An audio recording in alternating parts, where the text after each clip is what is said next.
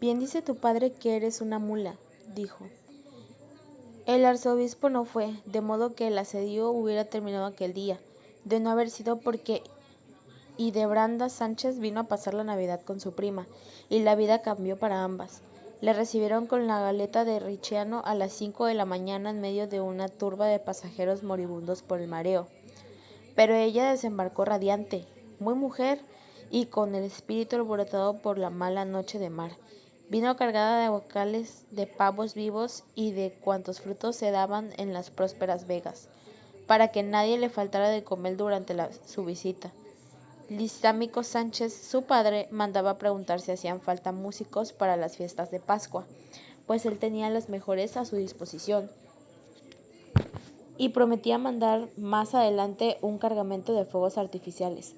Anunciaba además que no podía venir por la hija antes de marzo, así que había tiempo de sobra para convivir. Las dos primas empezaron de inmediato, se bañaron juntas desde la primera tarde, desnudas, haciéndose alusiones recíprocas con el agua de la alberca. Se ayudaban a enjabonarse, se sacaban las liendres, comparaban sus nalgas, sus pechos inmóviles, la una mirándose en el espejo de la otra para apreciar con cuánta crueldad las habían tratado el tiempo desde la última vez que se vieron desnudas.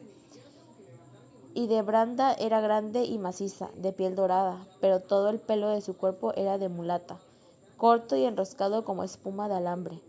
Fermina Daza, en cambio, tenía una desnudez pálida, dos líneas largas, de piel serena, de vellos lacios. Gala Plácida le había hecho poner dos camas iguales en el dormitorio, pero a veces se acostaban en una y conversaban con las luces apagadas hasta el amanecer. Fumaban unas pantaletas de saltares que Hildebrand había llevado ocultas en el forro del baúl, y después tenían que quemar las hojas de papel de Armenia para purificar el aire de tugurio que dejaban en el dormitorio. Fermina Daza lo había hecho por primera vez en Valledupar y había seguido haciéndolo en Fonseca, en Riohacha, desde se cerraban las 10 hasta las primas en su cuarto a hablar de hombres y a fumar escondidas. Aprendió a fumar al revés, con el fuego dentro de la boca, como fumaban los hombres en las noches de guerra para que no los delatara la brasa del tabaco, pero nunca había fumado a solas. Con Hildebranda en su casa lo hizo todas las noches antes de dormir, y desde entonces adquirió el hábito de fumar, aunque siempre a escondidas, aún de su marido y de sus hijos, no solo porque era mal visto que una mujer fumara en público, sino porque tenía el placer asociado a la clandestinidad. También el viaje de hidroberanía había sido expuesto por sus padres para tratar de alejarla de su amor imposible, aunque le hicieron creer que era para ayudar a Fermina y decidirse por un buen partido. Hildebranda la había aceptado con la ilusión de burlar el olvido, como lo hizo la prima en su momento, y había quedado de acuerdo con el telegrafista de Fonseca para que mandara sus mensajes con el mayor sigilo. Por eso fue tan amargada su desilusión cuando supo que Fermina Daza había repudiado a Florentino Ariza. Además, Hildebranda tenía una concepción universal del amor y pensaba que cualquier cosa que le pasara a uno le afectaba a todos los amores del mundo entero. Sin embargo, no renunció al proyecto. Con una audiencia que le causó a Fermina Daza una crisis de espanto, fue sola a la oficina de telégrafo con la disposición de ganarse el favor de Florentino Ariza. No lo hubiera reconocido, pues no tenía ni un rasgo de correspondencia a la imagen que ella se había formado a través de Fermina Daza. A primera vista le pareció imposible que su prima hubiera estado a punto de enloquecer por aquel empleado casi invisible, con aires de perro apaleado, cuyo atuendo de rabino en desgracia y cuyas maneras solemnes no podían alterar el corazón de nadie. Pero muy pronto se arrepintió de la primera impresión, pues Florentino Ariza se puso a su servicio incondicional sin saber quién era. No lo supo nunca. Nadie lo hubiera entendido como él, así que no le exigió identificarse ni le pidió dirección alguna. Su solución fue muy simple. Ella pasaría los miércoles en la tarde por la oficina de telégrafo para que él le entregara la respuesta en su mano. Y nada más. Por otra parte, cuando él leyó el mensaje de Hildebranda, llevaba escrito, le preguntó si aceptaba una sugerencia y ella estuvo de acuerdo. Florentino Ariza hizo primero unas correcciones entre líneas, las suprimió, las volvió a escribir, se quedó sin espacio y al final rompió la hoja y escribió completo un mensaje distinto que a ella le pareció enternecedor. cuando salió de la oficina del telégrafo y de Branda a borde de las lágrimas. «Es feo y triste», le dijo Fermina Daza, «pero es todo amor». Lo que más llamó la atención de Branda fue la soledad de la prima. Parecía, dijo una soltera de 20 años, acostumbrada a una familia numerosa y dispersa, en casa donde nadie sabía de ciencia cierta cuántos vivían ni quiénes iban a comer cada vez, y de Branda no podía imaginarse a una muchacha de su edad reducida al claustro de la vida privada. Así era desde que se levantaba a las 6 de la mañana hasta que apagaba la luz del dormitorio. Se consagraba a la pérdida del tiempo. La vida se le imponía desde fuera, primero con los últimos gallos. El hombre que le leche despertaba con la espalda del portón, después tocaba la pescadera en el cajón de pargos moribundos con el lecho de algas, las paranqueras ostentosas con las hortalizas de María la Baja y las frutas de San Jacinto, y después durante el día. Tocaban todos, los mendigos, las muchachas de las rifas, las hermanas de la caridad, el afilador en el caramillo, el que compraba totellas, el que compraba oro quebrado, el que compraba papel gaceta, las falsas gitanas que se ofrecían para leer el desafío de las barajas, en las líneas de las manos, en el asiento del café, en las aguas de los lebrilletes.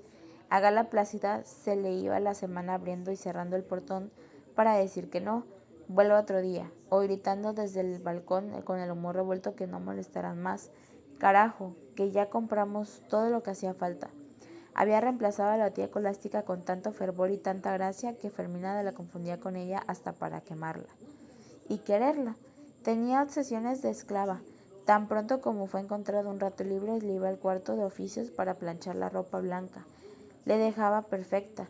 La guardaba en los armarios con flores de despliego y no solo la planchaba y doblaba con la que acababa de lavar, sino también que le hubiera perdido su esplendor por falta de uso.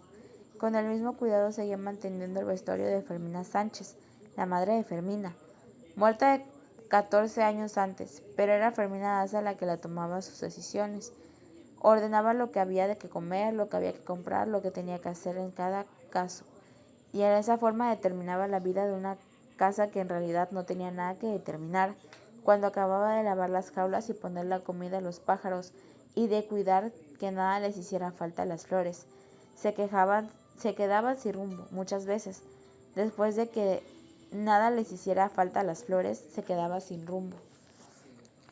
Y no les esperó hasta el día siguiente. La clase y la pintura no fueron más que una manera más entretenida de perder el tiempo. Las relaciones con su padre carecían de afectos desde el exilio de la tía Colástica, aunque ambos habían encontrado el modo de vivir juntos sin estorbarse. Cuando ella se levantaba, él ya se había ido a sus negocios. Pocas veces faltaba el día del almuerzo, aunque casi nunca comía, pues le estaba con los aperitivos y los estremeces gallegos del café de la parroquia. Tampoco cenaba, le dejaba su ración en la mesa, todo en un solo plato y tapaba otro. Una vez por semana le daba a la hija el dinero de los gastos, que él calculaba muy bien y que ella administraba con rigor, pero entendía con gustos cualquier pedido que ella le hiciera para gastos imprevistos. Nunca le rezagaba un cuartillo, nunca le pedía cuentas, pero ella se comportaba como si tuviera que rendirlas ante el tribunal del Santo Oficio. Nunca le había hablado de como si estuviera para rendirles en el tribunal. Nunca les había hablado de la índole y el estado de sus negocios. Nunca la había llevado a conocer sus oficinas del puerto, que estaban en un sitio vetado a señoritas decentes, aunque fueran acompañadas por sus padres. Lorenzo Daza no llegaba a su casa antes de las 6 de la noche, que era la hora en la que quedaba la época menos crítica de las guerras. Permanecía hasta entonces en el café de la parroquia jugando con lo que fuera, porque era especialista en todos los juegos de salón y además buen maestro. Siempre llegué a su casa en un sano juicio, sin despertar a la hija, a pesar de que se tomaba el primer anciano al despertar y seguía masticando el cabo del taco apagado y bebiendo copas espaciadas durante el día. Una noche, sin embargo, Fermina Daza lo sintió entrar. Oyó sus pasos de cosaco en las escaleras, el recello enorme en el comedor del segundo piso, sus golpes con la palma de la mano en la puerta del dormitorio. Ella la abrió y por primera vez se asustó con ojos torcidos y el entorpecido de sus palabras. «Estamos en ruinas», dijo él. «Ruina total, ya lo sabes». Fue todo lo que dijo, y nunca más volvió a decir ni sucedió nada en lo que indicara si había dicho la verdad. Pero después de aquella noche, Fermina Daza tomó conciencia de que estaba sola en el mundo. Vivía en un limbo social. Sus antiguas compañeras del colegio estaban en un cielo prohibido para ella, y mucho más después de la deshonra de la expulsión, pero tampoco era vecina de los vecinos, aunque estos la habían conocido sin pasado y con el uniforme de la presentación de la Santísima Virgen. El mundo de su padre era de traficantes y estibaroders, de refugiados de guerras en la guarida pública del café de la parroquia de hombres solos. En el último año las clases de pintura habían aliviado un poco de su reclusión, porque la maestra prefería las clases colectivas y solía conllevar a otras alumnas al costurero, pero eran muchachas de condiciones sociales dispersas y mal definidas, y para Fermina Daza no eran más que amigas presentadas cuyos efectos terminaban con cada clase. Y Branda quería abrir la casa, ventilarla, traer los músicos y los cohetes y castillos de pólvora de su padre y hacerle un baile de carnaval cuyos ventanos arrasaran en el ánimo pollido de la prima. Pero muy pronto se dio cuenta de que sus propios propósitos eran inútiles porque, por una simple razón, no había con quién. En todo caso fue ella quien le puso una vida por los padres después de las clases de pintura. Se hacía llevar a la calle para conocer la ciudad.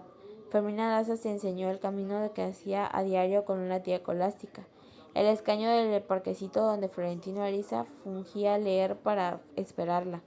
Las callejuelas por donde lo seguía, los escondijones donde las cartas, el palacio siniestro donde estuvo la cárcel del Santo Oficio, y que luego había sido restaurado y convenido en el colegio de la Presentación de la Santísima Virgen. Ella daba toda su alma, suspiros a la colonia del cementerio de los pobres, donde Florentino Ariza tocaba el violín según el rumbo de los vientos para que ella lo escuchara en su cama. Y desde allí vieron entera la ciudad histórica, los tejados rotos y los muros carcomidos, los escombros de la fortaleza contra los matorrales, el guerrero de la isla de la bahía, las barrancas de miseria alrededor de las ciénegas del Caribe inmenso. La noche anterior fueron a la misa del gallo en la catedral. Fermín se ocupó el lugar donde te llegó la mejora de la música confidencial de Florentino Ariza y le mostró su primer sitio exacto en que una noche como aquella había visto de cerca por primera vez. Sus ojos, espantados, se arriesgaron solo hasta el portal de los escribanos, compraron dulces, se entretuvieron en la tienda de papel de fantasía. Entretuvieron en la tienda de papeles de fantasía y Fermina Daza le enseñó a la prima el lugar en que descubrió de golpe que su amor no era más que un espejismo. No se daba cuenta ella misma de que cada paso suyo desde la casa hasta el colegio, cada sitio de la ciudad, cada instante de su pasado reciente, no parecían existir sino por desgracia de Florentino Ariza. Y Lebrama le hizo notar, pero ella no lo admitió porque nunca hubiera admitido la realidad de que Florentino Ariza, para bien o para mal, era lo único que le había ocurrido en la vida. Por esos días vino un fotógrafo belga que instaló un estudio en los altos del portal de los escribanos, y todo el que tuvo con qué pagarlo aprovechó la ocasión para hacerse un retrato. Fermina e Hideralba fueron las primeras. Vaciaron el ropero de Fermina Sánchez, se repitieron las ropas más vistosas, las sombrillas, los zapatos de fiesta, los sombreros, y se vistieron de damas del medio siglo. Gala Plácida las ayudó a ceñirse el corsés, le enseñó a moverse dentro de los armazones de alambre de las muñequeras, a calarse los guantes, a moverse dentro de los armazones, a abotonarse de botines de tacones altos. Edibalda prefirió un sombrero a las grandes cosas y a las grandes plumas de avestruz que le caían sobre la espalda. Fermina se supuso uno más reciente, adornado con frutas de yeso pintado y flores de crinolina. Al final se burlaron de sí mismas cuando se vieron en el espejo tan parecidas a los despilfarrajos de los abuelos. Y se fueron felices, muertas de risa, a que les hicieran la foto de su vida. Gala Plácida las vio donde el balcón, atravesando el parque con las sombrillas abiertas, sosteniéndose como podían de los tacones y empujando los maniquíes con todo el cuerpo como delantera de niños y les acabo de la bendición para que Dios les ayude en sus retrocesos. Había un tumulto frente al estudio de Belga porque estaban fotografiando a Benny Centeno, que por aquellos días había ganado el campeonato de boxeo en Panamá. Estaba en pantalones de pelea, con los guantes puestos y la corona en la cabeza, y no fue fácil fotografiarlo porque debía permanecer en posición de salto durante un minuto y respirando lo menos posible. Pero tan pronto como alzaba la guardia, sus fanáticos rompían en ovaciones, y él no podía resistir la tentación de complacerlos exhibiendo sus artes. Cuando llegó el turno de las primas de resistir la tentación de complacerlas exhibiendo sus artes, el cielo se había nublado y la lluvia parecía inminente, pero ellas se dejaron de empolvar las caras con almidón y que apoyaron con tal de naturalidad en la columna del alastro, que lograron permanecer inmóviles por más tiempo del que parecía irracional. Fue un retrato eterno. Cuando Hildebranda murió, casi contendría en su hacienda las flores de María, las sábanas perfumadas junto con el fósil del pensamiento en una carta borrada por los años. Fermina Daza tuvo siempre la suya, muchachos, en la primera caja de un álbum de familia, de donde desapareció sin que le supieran cómo ni cuándo, y llegó a manos de la Florentino Ariza por una serie de casualidades inmoversiales, como cuando ya andaban pasando lo de los 60 años. La plaza frente al portal que Escribanos estaba en la colonia de los Balcones cuando Fermina Daza e Hildebrand salieron con estudios del Belga. Habían olvidado que tenían más cerca las blancas de almidón y los labios pintados de una pomada del color del chocolate, y que sus ropas no eran propias de una hora ni de la época. La calle lo recibió con una rechinfla de burla. Estaban arrinconadas tratando de escapar del escarnio del público cuando se abrió paso por la nueva entre el tumulto delante de los alzanes dorados. La rechifla cesó con los grupos hostiles de dispersión y de Branda. No había de olvidar jamás la primera visión del hombre que apareció en el escribo. Su cubilete de raso, su chaleco de brochado, sus adanes vistosos, de alguna dulzura de sus ojos, la autoridad de su presencia. Aunque nunca le había visto, la recomendación de inmediato Florentino Ariza fue que le había hablado de él, casi por casualidad y sin ningún interés. Una tarde del mes anterior en el que no quiso pasar por la casa de la Marqués de Caderuco, porque el ladrón de los caballos de oro estaba estacionado frente al portal. Le contó quién era el dueño y qué trataba de aplicarle mientras las causas de su antipatía, aunque no le dijo una palabra de sus pretensiones, y de Branda lo olvidó, pero cuando lo identificó en la puerta del coche de una aparición de fábula, con un pie en la tierra y otro en el escribo, no entendió los motivos de su reprima. «Hágame el favor de subir», les dijo el doctor Juvenal Urbino. «Las llevo a donde ordenen». Fermina Daza inició un gesto de reticencia, pero ya Hildebranda había aceptado. El doctor Juvenal Urbino echó pie a tierra, y con la punta de los dedos, casi sin tocarla, la ayudó a subir en el coche. Fermina Daza, sin más alternativa, subió después de ella, con la cara encendida por el bochorno. La casa estaba solo a 3 cuadras. Las primas no se dieron cuenta de que el doctor Urbino les hubiera puesto de acuerdo con el cochero, pero debió ser así, porque el coche tardó más de media hora en llegar. Iban sentadas en el asiento principal y el de frente de ellas. La espalda es sentido de la marca del coche. Fermina volvió la cara hacia la ventana y se hundió en el vacío. Y de Branda, en cambio, estaba encantada, y el doctor Urbino le encantó más con los encantamientos.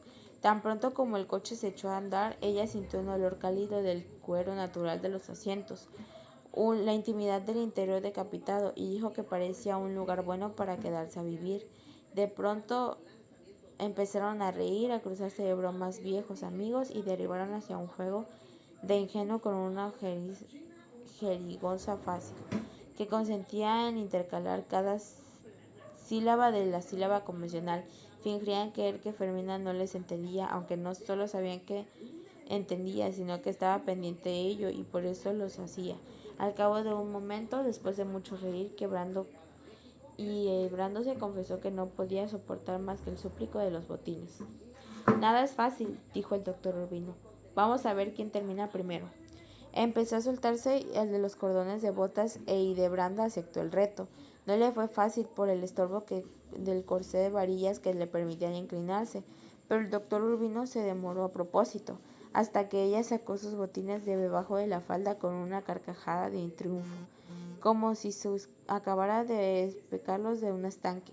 Ambos miraron entonces a Fermina y vieron su magnífico perfil de proponedora más afiliado que nunca contra el incendio del atardecer.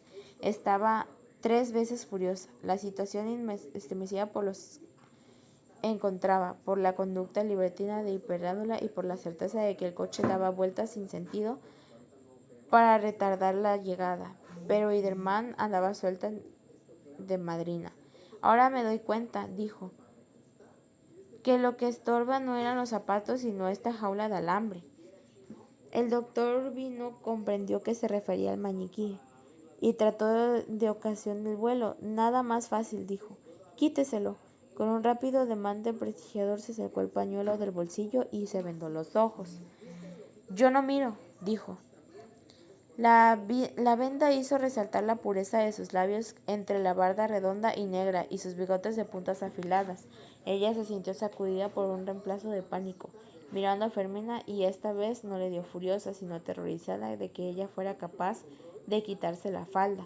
Y de Branda se puso seria y le preguntó en letras de mano, ¿qué hacemos? Fermina Daza le contestó en el mismo código que si no iban directo a mi casa se arrojaba del coche en marcha. Estoy esperando, dijo el médico. Ya puede mirar, dijo Hildebrand. El doctor Juvenal Urbino le encontró distinta a quitarse la venda y comprendió que el juego había terminado, y había terminado mal. A una señal suya el cochero hizo girar el coche en redondo y entró en el Parque de los Evangélicos en el momento en que el petrolero concedía las lámparas públicas.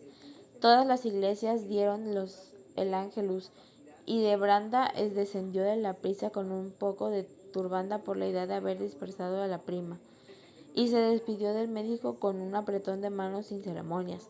Fermina la imitó, pero cuando él trató de retirar la mano con el guante de raso, el doctor Urbino le apretó con fuerza del lado del corazón. Estoy esperando la respuesta, le dijo. Fermina dio entonces un tirón más fuerte y el puente vacío quedó colgando de la mano del médico. Pero no esperó a superarlo. Se acostó sin comer y de Branda como si nunca hubiera pasado. Entró en el dormitorio después de cenar con la gala plácida en la cocina y comentó con su gracia natural los incidentes de la naturaleza. No disimuló el ausentismo por su doctor Urbino, por su elegancia y su simpatía, y Fermina no le correspondió con ningún comentario, pero estaba dispuesto a la contrariedad a un cierto monto. Y de Branda confesó que cuando el doctor Juvenal Urbino le vendó los ojos y ella vio su esplendor de sus dientes perfectos entre sus labios rosados, había sentido un deseo irresistible de comérselo a besos. Fermina Daza se revolvió contra la pared y pues terminó la conversación sin ánimo de defender, más bien seria porque pues todas con el corazón, ¿no? ¿Qué puta eres? Dijo. Durmió a saltos viendo al doctor Juvenal Urbino por todas partes, viéndolo reír, cantar, echando chispas de azufre por los dientes con los ojos vendados, burlándose de ella con una jeringa de sin siglas antes del amanecer, exhausta, y permaneció despierta con los ojos cerrados, pensando en los años inmemorables que todavía le faltaban por vivir. Después, mientras pensaban en los años innumerables que había de faltar por vivir, y del Brando se bañaba, escribió una carta a toda prisa, la dobló sin la prisa, le metió a toda la prisa sobre el valor, y antes de que Ildemania saliera del baño se la mandó a gala plácida al doctor Juvenal Urbino. Era una carta de las suyas, sin una letra de más ni una de menos, en la cual solo parecía que sí un doctor le hablara de su padre. Cuando Florentino Ariza supo de que Fermina Daza iba a casarse con un médico de Alurquí y fortuna, educado bien en Europa y con una reputación insólita a su edad, no hubo poder